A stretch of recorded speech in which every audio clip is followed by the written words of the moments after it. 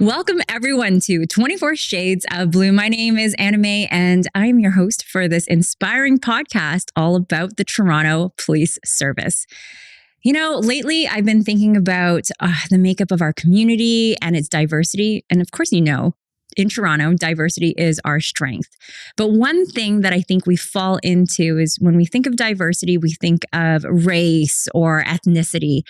Today, we're going to talk about something a little different. We're going to talk about diversity of visual ability. And we have two special guests with us today, Joey Cabral and Staff Sergeant Joseph Shangi. Welcome to both of you. Thank you. Thank you. So Joey, can you tell me a little bit about yourself? My name is Joey Cabral. I work for the Emergency Task Force and I work at the front desk there, and I'm completely blind, have no vision. And then Joseph, tell me a little bit about yourself and how you know Joey. Yeah, I'm currently one of the staff sergeants at the Emergency Task Force. I've been there for a little bit of time. I was a sergeant there, and as well, I was one of the operators on the teams as a team leader. Joey and I crossed paths quite a ways back, about 20 years, when I worked at the employment unit, which is now talent acquisition, as one of their background investigators. And Joey was the front desk, like a clerk, basically the same duties, like a front desk unit of the employment unit, greeting everybody that came in to apply to the service. So Joey and I hit it off from there, and we've been friends since and colleagues now at the ETF together, which is awesome. That's fantastic. Joey, can you tell me a little bit about your career at TPS? I mean, you mentioned that you are 100% blind, so I am sure our audience would love to hear all of your accomplishments so far. So I started back in 99, 2000. It was for 2 years. I was co-op student, and I got hired June 25th, 2001. My last day of being co-op, my inspector is no longer on the job, Inspector Olga Cook. She called me into the office and she asked me how I enjoyed my co-op position here and everything. And then she said, really loved me and did fine. And on my 19th birthday, they got me to sign a contract. I was a temporary clerk for 6 months for a couple of years. And then eventually I got hired on permanently, worked in employment from 05 to 05, and then moved on to the duty desk from there to from 06 to 07 to duty desk, which is basically what the desk what TPOC is now, but that was duty desk was the old TPOC. And I always wanted to work there, and after work I would go down there on my own time just to learn the job because I wanted to be there, and I put a lot of time to get into that position. Did that for a year, then moved on from 06 to from 07 to 2022 traffic services, because I always wanted to be a police officer. Obviously, I'm being visually completely blind, and that's not going to happen. So I go, let me go to a division and be with the officers there, and it's the closest I'm going to be one. And it felt good. I worked for the highway patrol there and did translations there. I learned a lot in traffic, and it was just time to change. And I got a chance to go to the ETF with such an elite unit that felt this is as close as I'm going to be an officer, as being there. Mm-hmm. We're going to talk a little bit more about ETF, and ETF, again, for everyone, is the Emergency Task Force, right? Correct. That's right. And so not only are you accomplished there, but what else should we all know about Joey and his athletic ability? There's quite a few things. Joey's a bit of a big deal around Toronto. He started out with his 15 minutes of fame, which has continued. So I think he's got extra than, the average person. He's probably has about 2 hours of fame. So far, he's racked up. He started with making an arrest of somebody that was an impaired driver. And that's sort of where, Joey was across the headlines in Canada and wound up, it was the Mike Bullard show there. Yeah, the Mike Bullard show, yeah. So for those that remember it, I don't know if you remember it, Anime, because we're probably dating ourselves, both Joey and I. No comment. But that was the only Canadian talk show. It was right at Church and Yonge Street, right in the Masonic Temple. Anyways, Joey and his dog at the time, Bomber, made it onto the show from making that arrest. Since then, personally, Joey and I, Joey does a lot. Like, we've gone ice fishing together. He's a much better fisher than me. I'm telling you, there are some benefits to being visually impaired, because you've told me, Joey, about how you can feel the line move, and you're much more sensitive to it. So he knows when to jig, and I don't. Joey plays blind hockey for Team Canada. Wait, what? Yeah. So there's blind hockey where there's a puck with Joey. You explain yes. I don't know what this blind ice hockey for Canada. It sounds like a big thing. So it started off, and I play for my home club here, the Toronto Ice Owls. I've been playing for them since 1998, still playing for them. And there's a friend of mine that plays on my Ice Owl team. He went blind at the age of 17, and he was going to go into the OHL and potentially go into NHL, and he got blind, and everything went downhill from there. He lost his driver's license. He went just to complete depression, but he goes, that's not going to stop me. He decided to put on a pair of rollerblades and rollerblade across Canada and started a charity called Courage Canada. That led into now the Canadian Blind Hockey League. And from there, we just hope it was only a few teams in Canada for hockey. Now, since he started that, it's grown, and now it's grown into we have a Team Canada. So but I don't understand. How do you play hockey? And how do you? I don't get it. So how it works is typically the goalies that play are zero vision, and the players that play out go from 5% to 10% vision. I'll give you an example. Someone that's 10% vision, the regular person sees at 200 feet, they see clearly at 20 feet. So they have enough vision. So someone with 10% vision can guide me on the street, no problem. Got it. And you as a goalie, how does that function? It took time. I started off as a defenseman in 1998, converted into a goalie, because I go having zero vision, like touching the puck in the game would be a highlight for me. I wasn't really part of the game. I go, let me go play net and be more effective and help my team. And I don't even know how to explain it. You just get used to where the puck is. I can track the puck. Guys regular sighted goalies track with their eyes. I track with my ears. Like, I can follow where the puck's going, even when it's on the other end of the rink, because our puck's made out of metal and it has ball bearings in it. So it rattles. But when it comes to shoot on net, if it's in the air, it doesn't make noise. So it's just reflexes. That's incredible. I mean, so you talked, Joseph, about how ice hockey or fishing, actually, ice fishing, and why Joey is just so effective. Joey, can you tell me about how that has translated into your work? I mean, you're saying that you're playing hockey blind, and it must be so great to be part of this community and now translating that to TPS.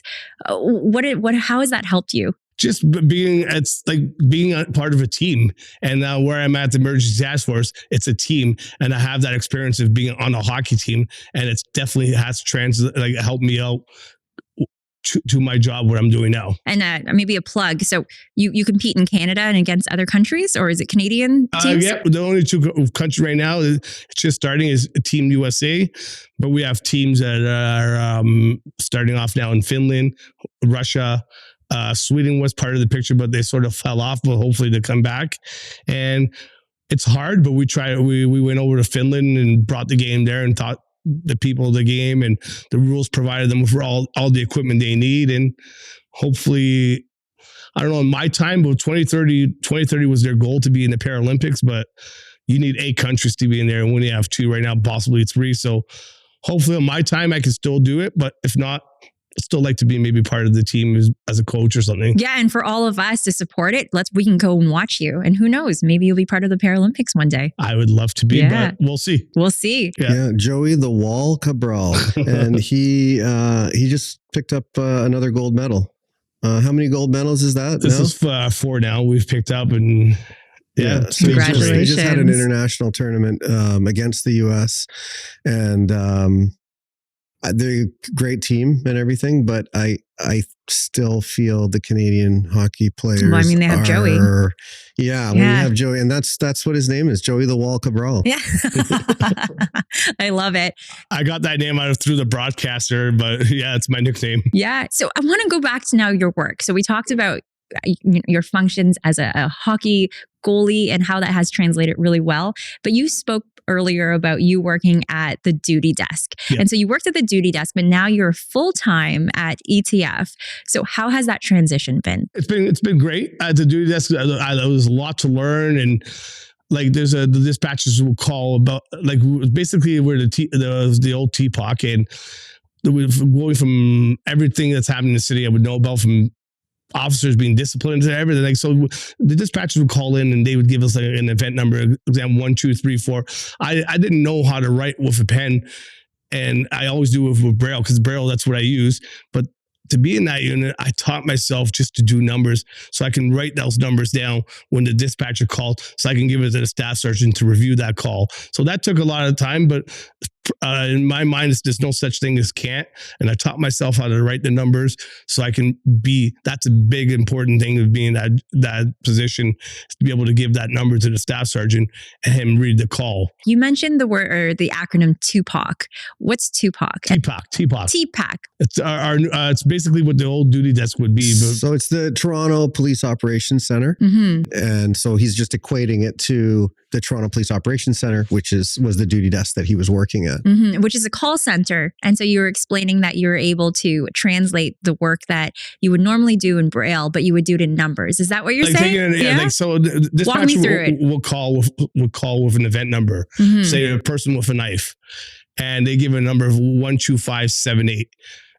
So I can't put that in Braille, because the people don't know how to read the Braille, and that was one of the biggest things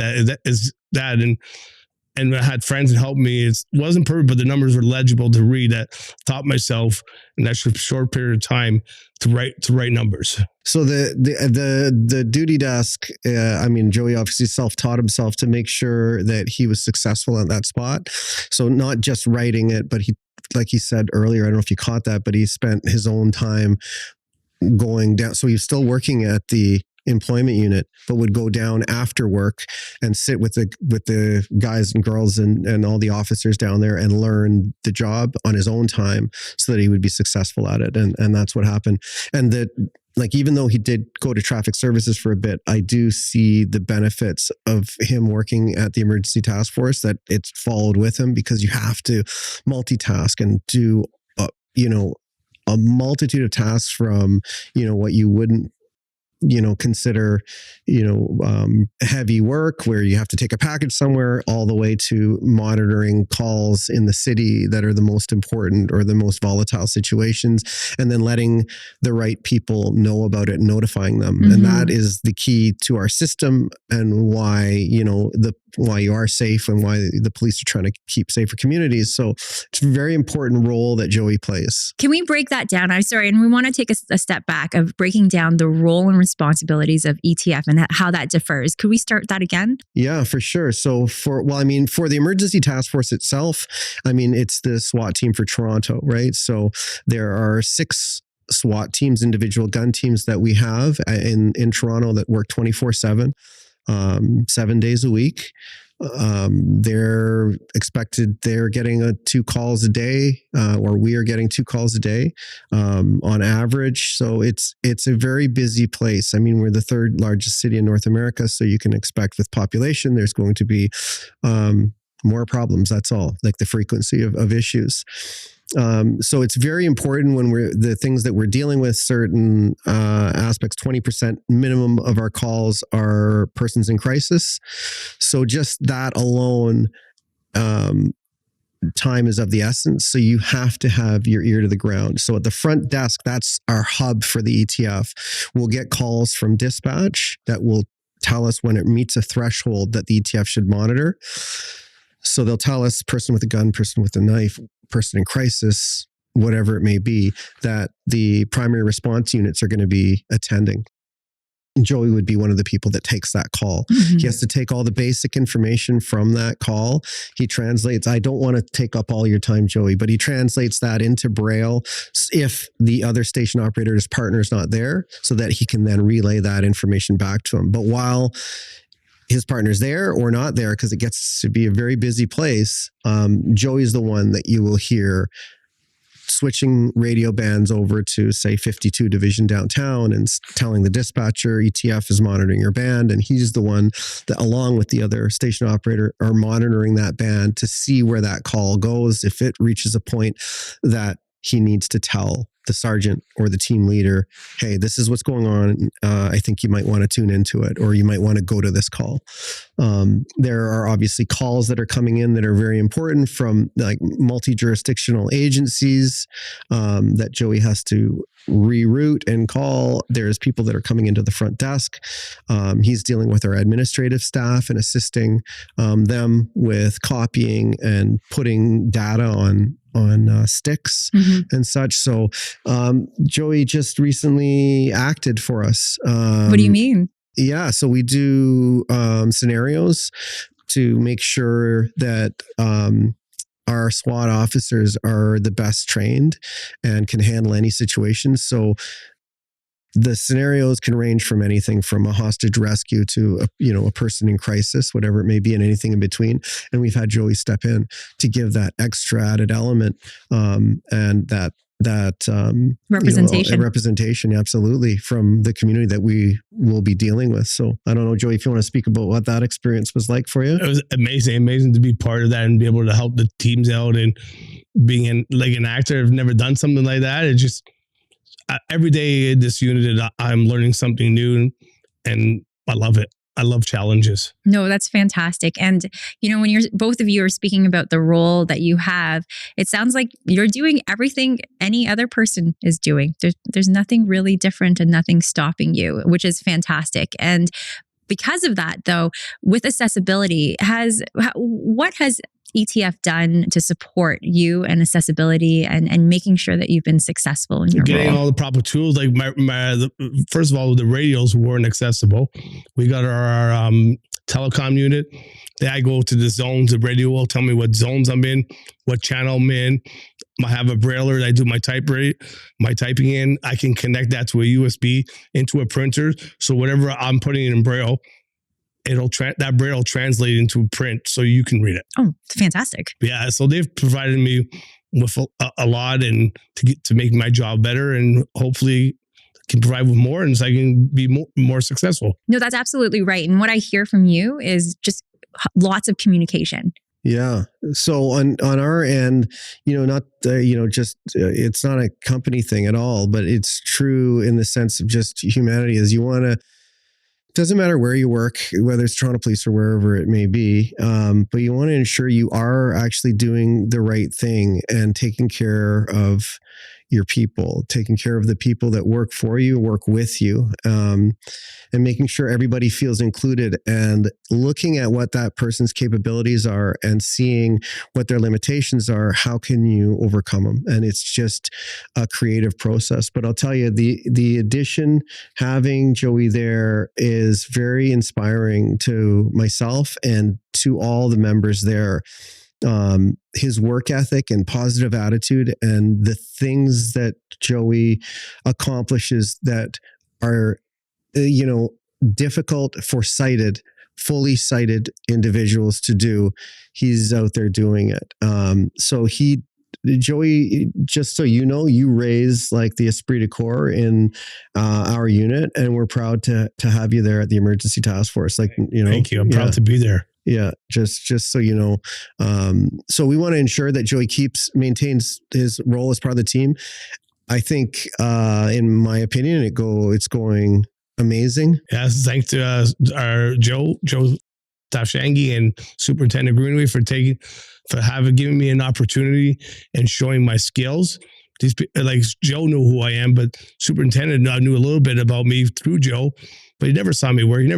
He took the chance and the opportunity to give me a chance, and that was much appreciated. I will say there are other people too that act genuinely care and have great hearts on this service. And one of them is Staff Sergeant John Apostolides. He's not going to like me for saying that, but Johnny and I worked behind the scenes together, and I have to give him props. And he actually should be sitting here with me, to tell you the truth.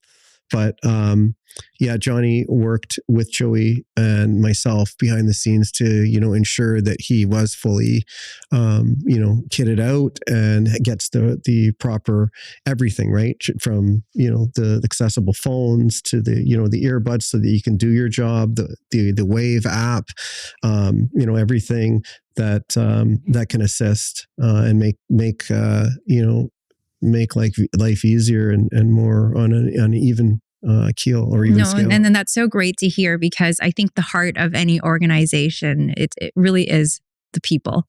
The people, it matters. Everyone matters. And from what it sounds like, we have found TPS to care and to care about everyone. So that's wonderful to hear. But I do want to bring out a stat, because it's interesting. We have the support of TPS, but yet when we look at CNIB, the foundation, they have published stats that unemployment rate for people with sight loss is 14.5%. And that is actually triple the Canadian general unemployment rate. That's massive.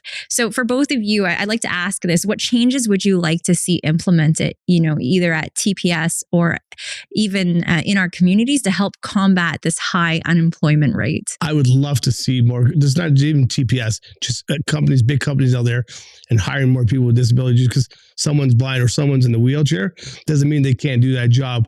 And I'll tell you right now, you go to someone, and most blind people do not tell when they're applying that they're blind, because as soon as they tell them, and it's sad, but they don't even look at them. And that's wrong, because someone that has it doesn't mean that they can't function or do. I just have my captain on Team Canada has accomplished. He's a judge in Halifax. He just got sworn in. Mm-hmm. That's amazing. Yeah. So companies out there shouldn't just turn a blind eye to someone because they have a disability. Give someone an opportunity, and let them, if it doesn't work out, hey, that person's tried, but give it a chance. Yeah, it's just such, like, with technology advancing to where it's almost out of reach for some people, I think it all comes down to money, really, and accessibility through technology. We're such a visual society. Everybody's constantly looking at their phones or their tablets, whatever it is, and that's how we're getting our information. And when you look at somebody that's visually impaired, I think there might be a gap growing.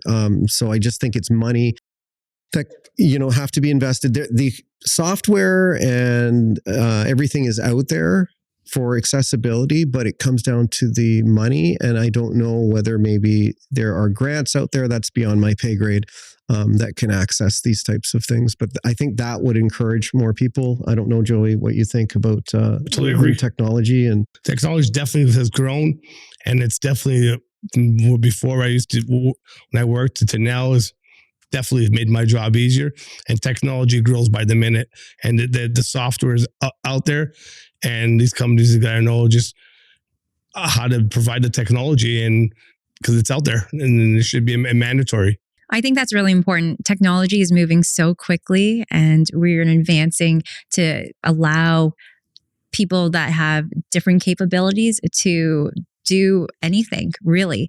And it's the research that a company can put into and resources that they can invest in. And so the one thing I want to recircle back and remind everyone is, especially you, Joey, regardless whether you are visually impaired, you're able to pick up on different things.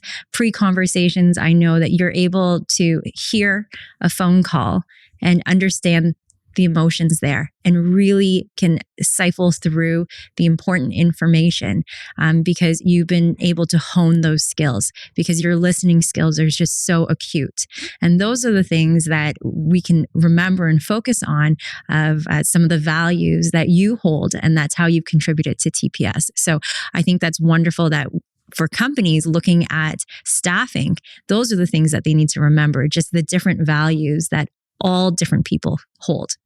And so we talked about the company side. And so I'd like to lastly finish off on the opposite end. So those folks who may be visually impaired, do you have any advice for them generally, just in terms of in the workforce, and then even also if they're interested in TPS? I tell people there's no such thing as can't. Keep at it and apply for jobs like anyone else, and eventually someone's going to hire you. And just keep at it. Just there's no such thing as can't. I think I would say take a page out of Joey's book, and you might have to put in that extra effort, which is what rewards come by, right? As hard work. So I think taking some of Joey's lead in regards to putting in extra work, even if it's volunteering on your own time to learn a little bit more about the job that you're interested in. I think contact our talent and acquisition front desk and even speak to a sergeant there to see what jobs are available if they're having any issues with accessibility at home, and they would be able to tell them on the phone what jobs are available that we have posted. Mm-hmm. And that would definitely help out. Absolutely, because everyone matters. Everyone is valuable. Yep. Thank you so much to both of you. This has been a wonderful chat. And thank you to all of our listeners. This is 24 Shades of Blue. My name's Anime, and I will see you next time.